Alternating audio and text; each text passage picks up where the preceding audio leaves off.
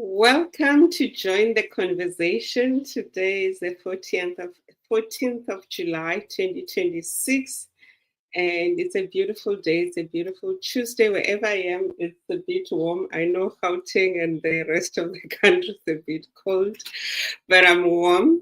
So I'm 𝗝cie_𝗶𝗃𝗁. I'm a life transformation coach as well as an NLP practitioner, a metallurgical engineer, and the host for Join the Conversation. So I'm excited to be here to share and to ask questions, because today is not about me, it's about our guests. So I'd like to welcome Tshego Ramoupi Monyamane. So Tshego, welcome. Thank you so much, 𝗝cie_𝗶𝗃. Thank you to the listeners who are in, and a blessed afternoon to everyone. Awesome. Thank you so much. So who's Tshego and what does she do? Who's Tshego and what does she do? My name is Tshego. I only have one name. It means a blessing, and it's in Tswana. I'm a girl from Ga_Rankuwa in Pretoria, the northern side. And by profession, I'm a journalist. It's just things that you do, when you want to do what you love, because I love writing. But you can't write if you don't read. So the reading is part of it. What I do apart from that, I build cooperatives, and I'm a literacy activist. We ensure that, we try to make sure that people get access to books, people read, people get to understand that they have to read. So we start with the young ones, because we believe that when we start with the little ones, it will go up to the other generation. And we also tell the parents that if your children sees you reading, they will be fascinated and want to read. Yeah, so that is where my passion is, one of my passions. Thank you. Awesome. So today you're joined by two Tshego. Mashudu means Tshego Fato as well.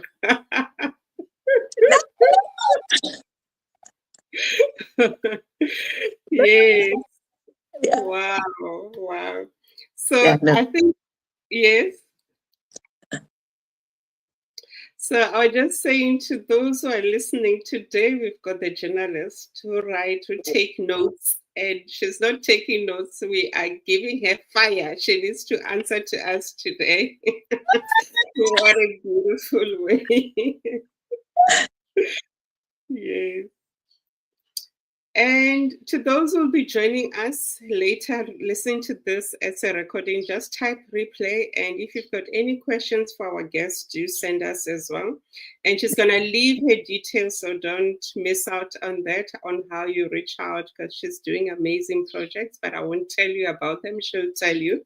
So let's carry on. Tshego, Bitso. So today I'll call you Bitso. So don't be surprised, guys, when I say Bitso. What do you have to say today? So my next question is, you mentioned being a literacy activist. Why? Why that? Before I was introduced to books when I was very young.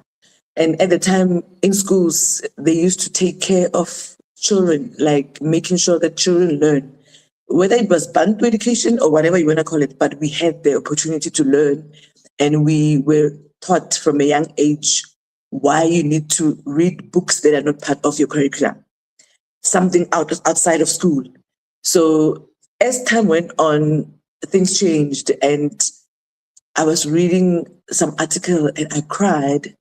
They were saying the children in grade 3 is standard 1, right? They are not able to read and understand, but they can read. They just tell them, they just read. They don't understand what they're reading. And it showed the problem in the foundation phase. It showed that the teachers, I don't want to blame teachers. I don't know who to blame, but I'm saying the children are not able to grasp what we used to get. at school, we used to have those spelling things. We used to, like, we put next to a ruler where you are able, they tell you, and you won't miss spelling because there's a space, there's how the spaces come in, punctuations and all that. So it was very important at that time when you were in grade 1, grade 2, to know how to construct a sentence and what it means. So when I read that, I actually cried because I went back to my primary self, and I actually pictured myself with that gym dress, black, wearing a white or a khaki top and shirt and going to school and whatever. And I even remembered my teachers in those foundation and what they were doing and how they continued doing it in the next stages. So I felt to myself, if we had a problem now, it's a national problem now. If the girls and boys in grade 3 cannot comprehend or cannot understand what they're reading, then what will happen in grade 4, 5 as the workload picks up? Because when you get to grade 9, the workload goes up, right? Until you get to grade 12. Yeah. So if you cannot do the basics of reading and understanding what you're reading or writing it and giving an essay, because that you do it until you can grade 12, what happens? And then I went on and researched and I interviewed anyone I know in my family who's a teacher, especially in primary, and I wanted to understand what is happening. They told me about different systems, caps, what. I didn't understand that, but I went on to write down so that I can find out for myself. I mean, I researched, it's what I do. So I was so shocked and hurt. And I shared the thing with my book clubs, and it's like, guys, do you know this? Because now we are raising our kids, And they were like, what? And like, every parent will be, every parent will be, even if you're not a parent, but you're parenting your sister's children, your brother's children, your neighbor's children, whatever. And then I said, no, we can't be reading as adults and having had the opportunity to get books that we would like or choose and not give these kids something that they can hold on to forever. No, let's do something about it. And then we had meetings and whatever. I spoke to some ladies where I come from, because it's easy when you're a teacher and you're having access to the kids inside the school. So we started a reading club in the school, in the primary. And the kids would come, we'd bring books, we'd get books. It's easy to get books. You can get books from anywhere. It doesn't matter what kind of books, you can get books from anywhere. Old books, a book is a book. There's no old. And then we started that thing. And when we had book club activities, I would call them, they'll come. And, the funny thing is that you look at it and think it's small, but the teachers in English, they were saying they could differentiate between the kids who go to the reading club and the kids who don't go. Like, I was waiting for something. I was waiting to hear the impact, the difference. And the lady told me. And the parents, they were saying, no, our kids must, because they could see even articulation, even how they express themselves. Reading does something to you. I don't know how to explain it. It just puts you on another level. Even when you're talking to someone, Mashudu, and they don't read, you get so bored because you can continue with the conversation because this person is not informed, I'm very skeptical. I think people should just, even if you take a magazine, even if you take a newspaper, even if you take a Bible for that matter, whatever, but then you vocab, you'll feel it, you'll feel the difference. And then we started doing that. Obviously, we have challenges, but the challenges doesn't stop us from reading, from getting these kids to read, from getting books. It's just things that happens because that's how life is. You cannot just walk on a straight path and not find challenges. Challenges make you grow. Challenges make you want to learn more. Challenges make you want to do better because you know that I've got an obstacle, So dealing with kids, you must go to Department of Education, you must go to social services, you must go to social workers, you must go to the union. So because you're dealing with children. So in that moment, you learn as well how to get people around you to support you because then they need to be knowing of this. Yeah, so it's a mammoth task, but it's not something that is not doable. The kids are there, the books are there, the people who can take care of the kids are there, so we have nothing to worry about. We started where we were with what we had. how we did it, and then now we are on. And we might not have a structure. I would like to build my kids a structure where they can have books and their names and their pictures and whatever, but that will come, and it's not important. What's important is that they get access to books. We also have programs apart from the kids, because we realized that, okay, I don't know why, but I've got a obsession with prisons. I don't know why. I think prisoners are human beings. So the other time, I don't know if it was 2018, we hosted an author who writes in Setswana. His name is 𝗲cie Monyamane.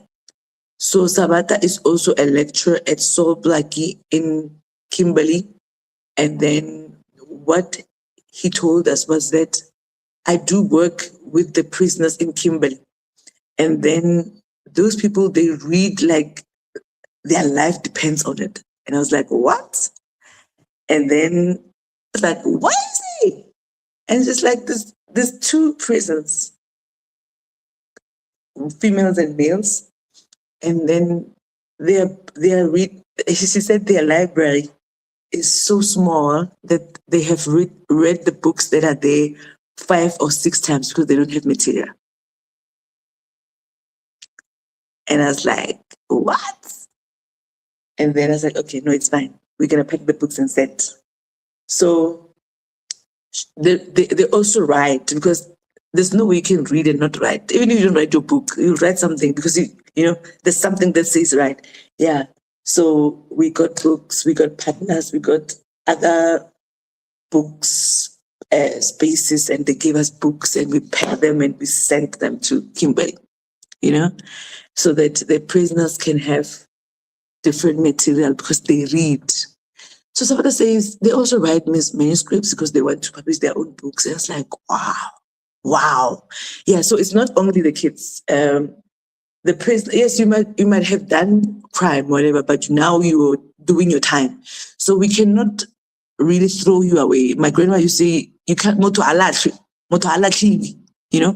So we are hoping that what they're doing, it is part of them being rehabilitated back into the society, because then when they come back, they might have criminal records, but they'll have something that they can move from. They have maybe a book, authored a book, or able to be part of these book spaces where they are needed, or start their own because they know the importance. Yeah, so it's a whole lot. It's a whole lot, but it's tough, but it's not undoable. Thank you so much. I feel the passion, and I wish kids are on holidays. If mummies are listening, bring your kids along. We've got quite an energetic guest, and you can see she loves kids. And thank you for your energy. We need individuals and activists like yours, and we're grateful for this opportunity, and also tapping to areas that people will frown upon. Thank you so much for creating that, because there are still fathers and mothers, and they're still human beings. There's no one who doesn't have any sin in this world. So that's another thing that we need to be mindful of. So with what you just shared as well, welcome to everyone. I see that people have joined. So welcome, say hi to our guest as well. And if you've got questions for her, do share on the comments. I'll also write them. I'll also share with her as well. The next question from me is, what is your message? You love empowering others. You're full of energy. What is your message to everyone who's listening today? I think as human beings, you need to know who you are and what you want to do and love it, because then you will not work a day in your life. It might not be about money, but then you'll be fulfilled, like your heart will be full. You go home knowing that you have changed lives, you have impacted lives, and you have made a difference. I don't know. I think life is about service. And I'm not saying you should not take care of yourself, but there are people who are not gifted in some fields where you can come in and also assist, and the feeling of assisting someone, knowing that they cannot give you anything back, is priceless. The person will never forget you. They don't have to do it to you. They'll do something to someone. It's a chain. That's how God works. You do for me, Mashudu, I do for someone. Someone does. That's how it works. You don't do for me and I do for you. No, that way it will not be impactful. You do for me, I do for someone. Someone does for someone, and it goes on. It continues. That's how it works. In my language, they say the person who plants a tree will not have the time or the quality to sit under the shadow, because you plant a tree for someone else. You plant it. You have the know-how. You know how to plant it. You even know the seasons, but you will not be able to sit under that, enjoy that nice shadow.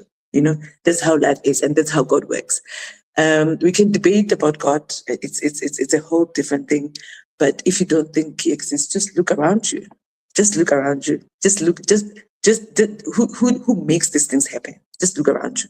So I think you might not know your purpose, but there's something that is inside of you that you love, that they're passionate about. Whether it's kids or whether it's hospitality, but whatever, there's something that that I don't know, yeah.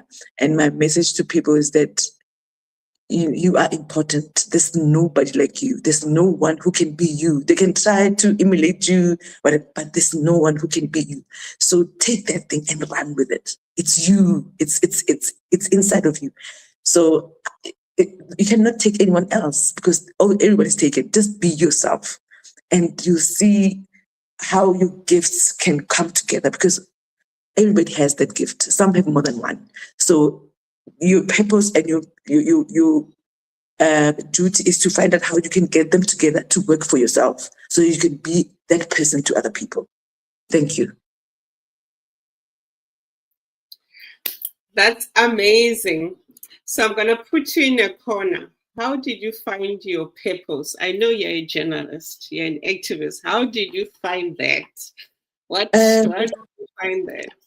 It was very easy for me, because I would get people sending me questions or asking me some things, and I'm like, but out of these 10 people, and then this person chose to talk to me, and I don't even know anything about the subject, but why did this person think that I can be assistant? And then I could see that, okay, I'm very curious, so I would like to learn. Learning for me is significant, because then it opens up your eyes to certain things. You get to know. We learn until we die, and even when you're a PhD graduate, you still learn, right? Because things change. Now we are talking AI, artificial intelligence. We are talking technology. We are talking all these things that are foreign to us, who were in tertiary like 1998. Who used computers, doing computer science or computer literacy or whatever. It's different. You need to learn so that you can adapt and be able to do things for yourself, and not ask your kids or whoever to assist you every time and pay for what you can learn for yourself. Yeah, so learning is important, because then you also stretch your mind, so that you don't stick to one thing. Yeah, so people would be coming to me about things, and I was like, but how do I solve this? And it was important for me to come back to them and make sure that I put myself in it. So I could see, maybe I need to work with similar things. Maybe I was supposed to be a social worker and listen to what they were saying and write down, research, because I don't think there's a book that you cannot find a subject. I think all subjects are in a book. If you want something about procrastination, there's a book for that. If you want the subject about wisdom, I'm reading the Dalai Lama series of wisdom, and the way he unpacks it is just amazing. And you understand why people are held high, because of how they think and how they put ink on paper. So if you want a book about life, there's this book about success about life, or success about love, or success about work. So this book about everything. If you want it, we can get it. We can find it, and you can. So I realized that, God didn't give us manual of life, but God gave us literature. So I could see the answers are there. You don't have to own it. You can go to a library and go look for fiction, non-fiction, documentary, memoir, whatever, but you what you're looking for, you'll find. If you have problems with procrastination, there's a book for that. You can find it. It doesn't matter who wrote it. The content is what matters, Yeah. So I was like, okay. So in this written words in black and white, there's actually so much more that you can make your life, and life you can make your purpose, because then people talk to you, you read or research, or you get something together, or you dream of a school, and you think to yourself, why would I dream about a school? Do I have to be in the school, or do I have to have a school, or do I have to go there to do my like it's? And you know how intelligence works. We are smart in different ways. You might be smart, but not academically. You might be smart with plans. You might be smart with arranging the chickens. You might be smart with farming, but not academic. But God gave you something, and something that will make you be able to live from it. Yeah, that's just how different we are. That's how different we are wired. So as soon as that thing, so I could see I must be with people. I must be, because one thing about me, I don't look at you and see what you have that makes me look at you or respect you or value you. For the fact that you are a human being, for me, it's enough. I don't take face value is something that I don't take. I deeper. I listen. Like, I hear what you say, because there's just something about listening. There's a quote, I don't remember who said it. It says, listening is more than a skill, and at the end it becomes grace, because then you shut everything and so the person speaking to you and they're saying whatever, how you digest it and respond back, it's a mystery. That's how I found out. I just love the quote you just said. I'm busy typing it for those who will be listening. Listening is more than a skill. At the end of it, it's grace. Wow. Wow. We're grateful for the grace that we receive on a daily basis, and also being here with you. Your energy is infectious. I always say it's so amazing. One needs to have different people, and when you're feeling down, you can tap to Tshego's energy. You want to be revived. People always say, when I'm going through drama at work, I remember Coach Mashudu, she'll be calm. Then I tap to that calmness of Coach Mashudu so that I manage this meeting before I beat up people. I mean, so thank you today. So now I've got a referral in my mind of saying, if I want to be energetic, just tap to Tshego. And I just love your energy. Thank you, thank you. And to everyone who's tuning in, do speak to us. And if you're interested to be part of Join the Conversation, there are still few slots available. There are few now in July, but there's still more in August, because this is carrying on until August. And yesterday I received a beautiful voice note. Someone said, thank you for running this Join the Conversation.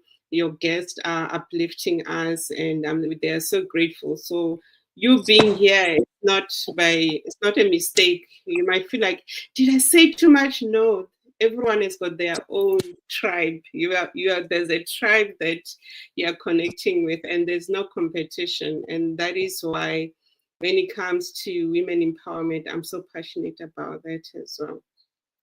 So Tshego, our activist, literacy activist, and our journalist, who's so passionate about this work, how do you reset? How do you switch off from the world? I don't want to lie to you. Wow. I don't. Even when I'm sleeping, my mind is, I'm thinking, but because the importance of note making, you know where you ended yesterday, and I know in the morning when I wake up that I need to speak to Mr. Maman, Miss Maman, follow up there. So it helps me. The lady who helps me with the reading club is a teacher of grade R kids, but She runs the reading club for all the kids in the primary. So I was saying to her, it will do you good if you note, because then you don't have to rely on your brain, You can go back and see also the progress. Yeah, I like it written down, because if it's not written, it doesn't exist for me. I didn't mean I come from a newsroom or where you sit and do the writing. So if it's not written, it doesn't exist. Where is it? Show me. Where do we have it? Yeah. So I use a note, whether I note it, and I'm old school, so I would like to write with my handwriting on a piece of paper or a book. Yeah. And then the interesting part is that it doesn't just finish or end on that. It opens up something else, We were on radio at the other time, and someone asked the question, are we going to go to other schools? And I said, the reason why we are getting out of the school and looking to get into a location in the township is so that other kids who are not in the school can come. After school, they can come, and then it's walking distance. We don't want them to travel a long distance, but in a long run, when we have resources, then we can incorporate with others who are in other zones, because we don't want these kids to miss the opportunity of coming to see it and access to books. We are even very particular about the books that we want, not to be controversial, but we would like our children to know that Black people writes. Black people have always been writing. If they can go to further up north and check your Chinua Achebe and find out when he wrote a book, then they'll understand that we've always been writing. It's not a mystery now that people are writing for whatever reasons. So we've always been writing, and we want them to know that South Africa doesn't end up here. We have other countries on top that we can learn from their leaders or previous leaders, whatever it is that has made them to get to where they are at the moment. They must know, so that when they get to class and they discuss things in class, there's something that they have gotten from these books that will be giving them. So it's a lot. The unity, they should understand where everything comes from. They should understand why we had Bantu stands before, because they don't know it. They just find themselves in a democratic country. They don't know a lot. Maybe some will know Mandela, or will know Tutu, or will know Sisulu, or will know Tambo, but they don't have a lot. They need to know who they are. They need to understand different characteristics and the things that made them lead or form or found parties. And they need to know how it works, because at some point in their lives, they'll have to vote. So that information is very important. And there's lots of programs, and there's lots of topics that we want to cover. There's a lady in Sophia Town who has written a book about bullying, but it's not just a book. It's a book that is a program, like we can do it. There's a manual. So she sells the book and the manual. So we can get those kids to get to such programs, so that when they get to school, they are armed with how they can deal with bullying, because bullying happens when you are anywhere. It can happen at home, it can happen in the streets. So we want to equip them with those things. And we select topics that are relevant, that we know that kids will learn a lot from. It will not just be reading, it will also be like a teaching, skills from there. How do you walk away? How do you decide and protect yourself when someone is not close to you, knowing that you're in trouble, or these kids are maybe they're 5. So we want them to be equipped. It's like you're teaching someone karate so that they can be able to defend themselves, but we're teaching it in a book, So we're very particular. And every time I think of something just comes up. I don't know if God put them together or what, but if I think of something, then I write down so that I don't forget, because how my mind works now, I don't understand. And I'm like, and I don't question it. And then I write down quickly. I write down quickly and say, okay, And I also reinvest in myself, because there's the book club that I'm part of. It's called Mind Shift Set. So it's more about shifting your mind. If you have always thought that life is unfair, it will shift your mind to put it in a way that it will show you why it's unfair, or maybe how you can make it work even if it's unfair. Yeah, so we use the books that they pick is that deals with yourself. Like we are reading Think or Shrink this month, and the guy is saying it's either you think or you shrink. Simple as that, but it's unpacked. She unpacked it. Yeah. So when you go down in that book, it's like, and he speaks, the guy is black, it's a guy, the author is a guy. So he speaks about simple things, but how he put them together, I cannot explain it. You just have to read the book to understand. And then there's Bible verses where he's taking some words or some context and then explains, how the brain. So the book is called Think or Shrink. So it's either you're thinking or you're shrinking. So you just choose. It's a choice, Yeah. So I also reinvent in myself and get myself on par so that when I do these things, I'm also coming from a place where there's some kind of information. Yeah. And then it's always nice to come fresh with fresh ideas, fresh stuff, so that you grow, you grow and you take that and send it to other people. Yeah. Thank you so much for sharing, and welcome to those who have joined us. So my next question is, what is your favorite book? What is your favorite book? Because you're an avid reader. I have a lot of favorite books, but one of the top is by 𝗖anye van Zant, In the Meantime.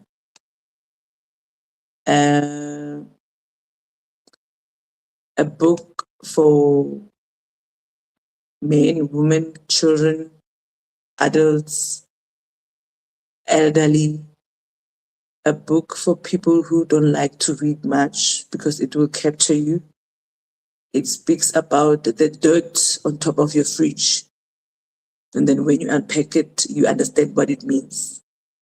It speaks about smelling, waking up and smelling the coffee.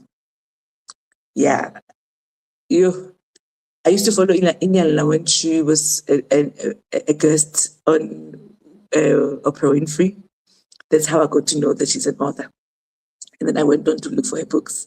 And I got that one. I started with that one because I think she spoke about it. And it's like, so 𝗖anye is more like me. When she gets into a room, she's, even when she speaks, And then even when she laughs, it's that laughter that comes from, So, and then I got to be interested in her life, and I got to search about how she got where she is. She's an old lady, but she's vibrant and experienced and lovely and can light the room, and raw and authentic. The book says it all. It's an old book. I think I have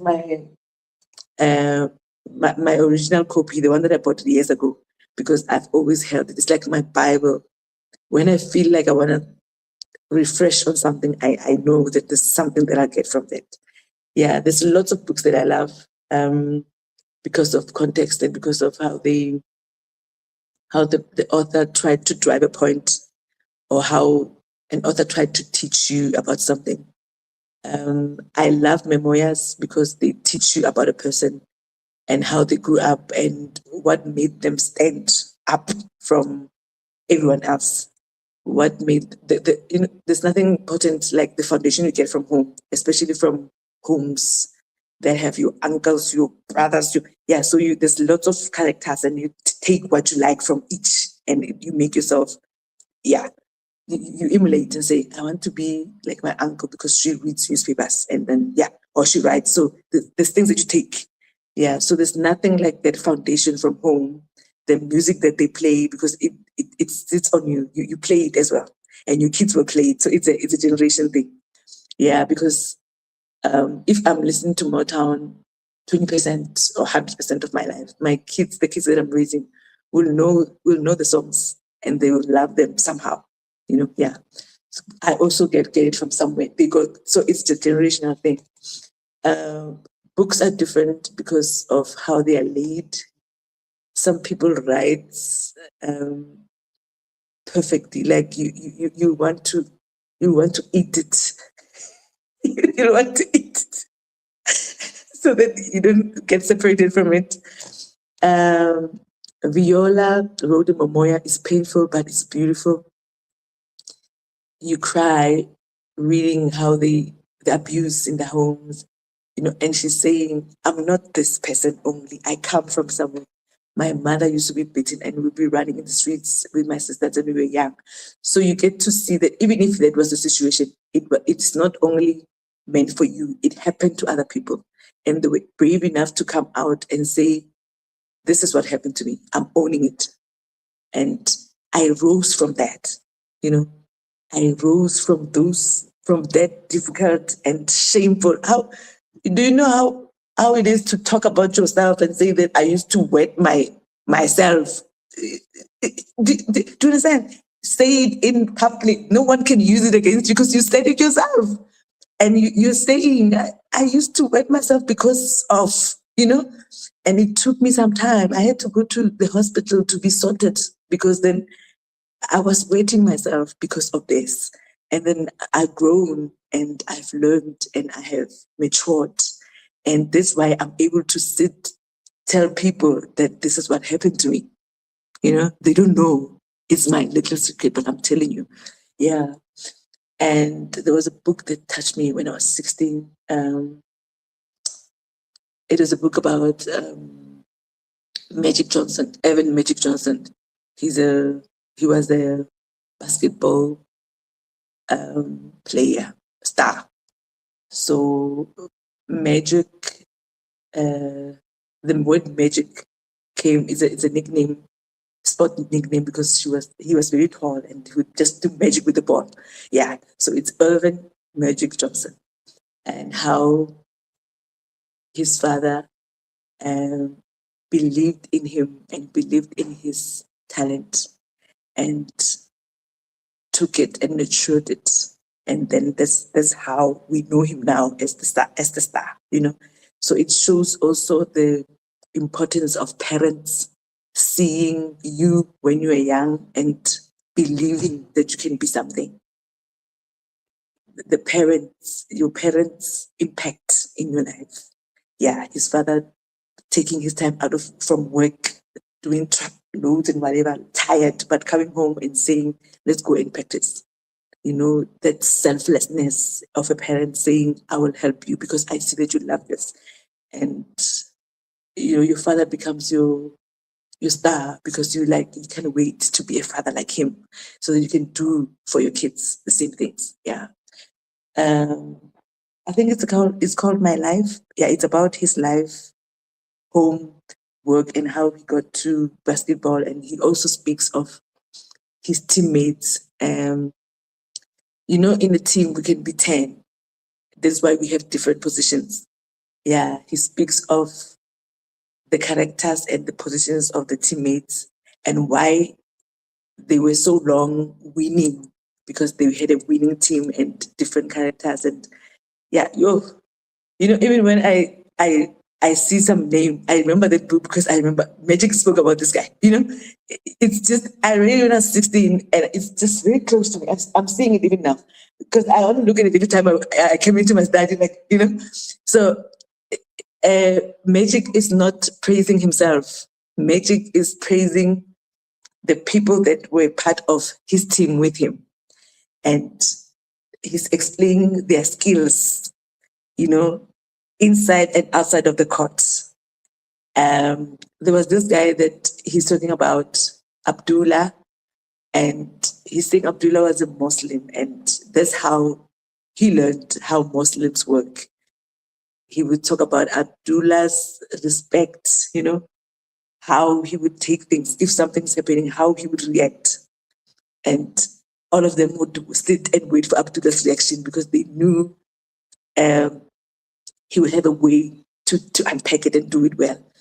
And then he said at the end of when Abdullah was retiring, they all decided to come together and buy Abdullah a Rolls Royce. I don't know what a Rolls Royce was, what was the price at the time, but they decided to pay the money and give Abdullah a present. The reason was that they said, and they all agreed, Abdullah kept them in the game.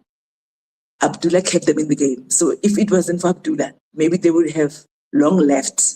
But his talent kept all of them in the game. So they met where they met and they contributed. And when it was Abdullah's retiring ceremony or whatever, farewell, they presented that. I will never forget that. I don't know when I read it, but I know,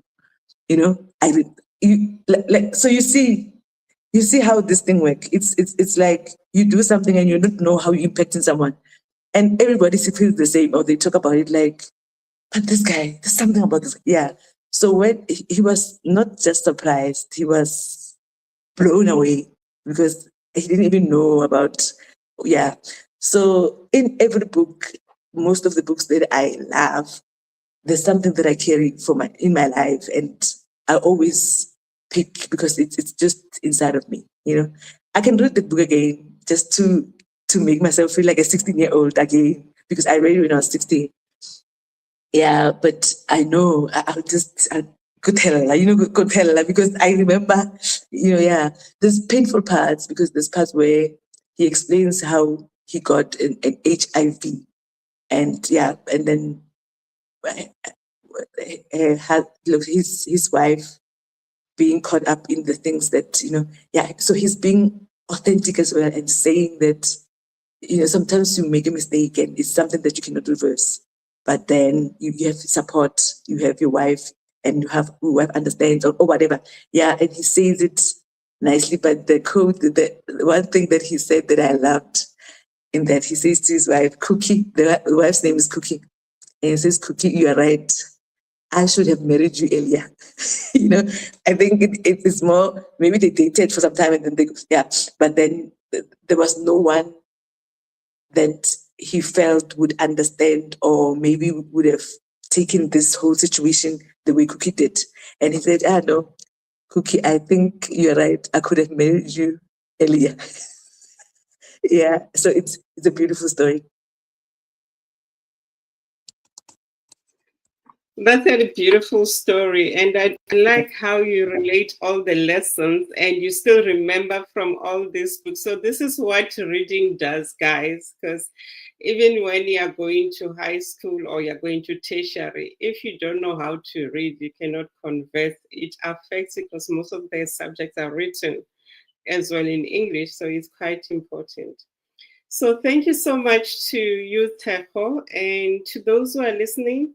Do send us a question. If from what Tshego has mentioned, there's a question you want to ask, I'm still going to ask her. She'll share to us how you can get hold of her and also support her amazing projects, because I know most of the time it's voluntary work that she does. But the beauty, if you saw her energy, how about supporting that energy so that you can impact more lives as well, more young people?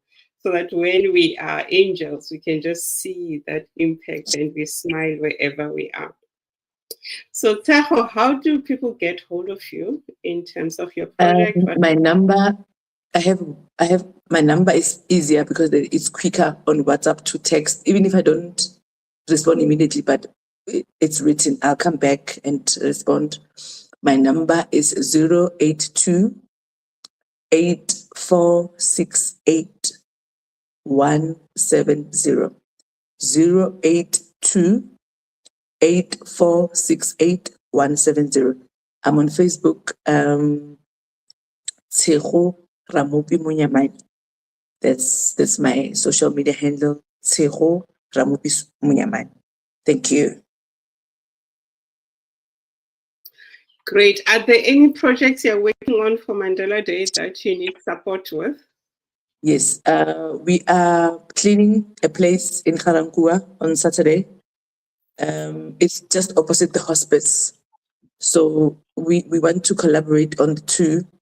We'll be cleaning, we'll be making some soup for the people there. It's just your cleaning material. Someone can send water. When you do charity, it's very difficult to hold cash. We don't want cash. Yeah, it's better when someone sends it, the love that comes with sending water. You send 10 bottles of water and we appreciate. Yeah, we're going to be cleaning on Saturday, and then we'll also we're just next to the hospice in Ga-Rankuwa Zone 4. Yeah, that's our project for Mandela, because that's where we're going to be putting our reading corner container. So we need to clean that part. It's beautiful. It's just on top of the mountain a little bit. So we'll want to make it nicer so that we can, when you come in, you can see, it can attract you and it can be clean. Yeah. Awesome. So I trust everyone who's listening would like to support her. You got her number. And it's 082-846-8170. I'll be sharing it as well. So if you still want to support her and change lives, do that as well. And I'm so grateful to you, Tshego, for your energy, for everything that you're doing, because even if you change one life, you've done amazing work. And to those who like to be part of Join the Conversation, there is another one tomorrow. So do join us. You can send a WhatsApp to me to 060-508-6165.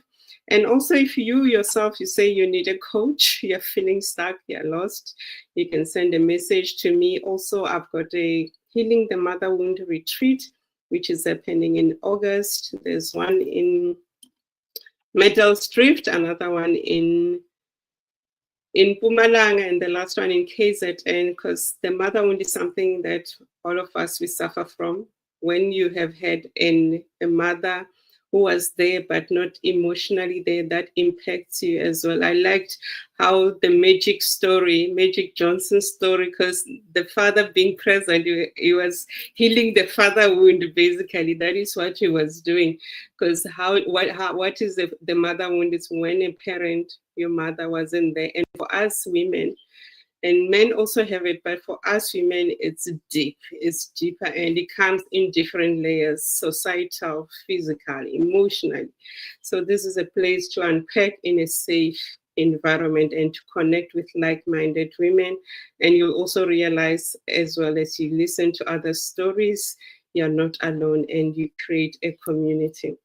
So with that being said, thank you so much. Any final words from you, Tshego, as we close? Yeah, this other thing that I do, I think I've realized that people don't understand this. That's why I tapped into it. We built cooperatives, and what I do is to coach and to give leads. It's a non-payment thing that I do. I'm passionate about, because I think if people rose up to the cooperatives space, they would understand how groups of people owning a company can work, how being a team sits to the Department of Agriculture of whatever, because they're saying, we are not giving you money as Mashudu, Bele, Foundation, or PTY Ltd, but you are Mashudu and who you are 10. So we are feeding 10 families.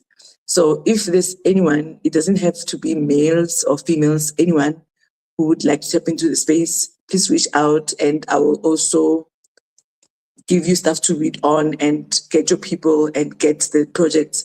Guys, it's simple, but it just needs someone who can work it. You need to be able to work it. Yeah, because you don't have to pay much. It's just the registration, and then from there, wherever department that you would want to tap in, it will fly with you. So please check on this. Even there's a lady who opened up a bank in 𝗃𝗿𝗃𝗃𝗃. Now that there's issues of sponsorships, she's doing the same thing. Please check her up on Facebook. It's in 𝗃𝗃𝗃𝗃, because she's Sotho. So L is L-I, but it's Likotsi. Check her. I'm not sure if she's on Twitter or X, but I know that Instagram, but I know that on Facebook she's there, and she always puts updates. Let's fight this poverty. Let's fight this economy, because things are going up, but nothing is going up in what we're earning. Yeah, so let's get those streams of incomes and see what we can do. Let's try to work together. So working together, will make us get better rewards, unlike you are working alone. Yeah. They say if you want to travel far, travel with someone. If you want to travel fast, travel alone. So if you want to travel further, level us. Yes. So please check on it. It's a different kind of business. It's not your PTY. It's not your sole proprietor. The difference is that you're owning it with other people. Yeah. Please. Yeah. I'm very passionate about it because I've realized that people don't understand. And there's different kinds of cooperatives. Just check and see and take what you can work for you and your team. Yeah. Thank you so much. Let's check on it and take it. It's just for us to reach because there's so much that we can do from that. Thank you so much. Thank you so much. She's also on LinkedIn. I follow her. So you can reach those who are on LinkedIn can reach out. So I'm also thinking of bringing you back so that you can go deeper into this thing of cooperatives. At times we listen to the gurus, and then it's nice to have someone who's part of it who will tell us the other side we don't know. That is what I like, because at times people, they don't join because they do it daily, they're just there. When us, we want to go deep. So do join us, guys. I'll tell you when she can join us.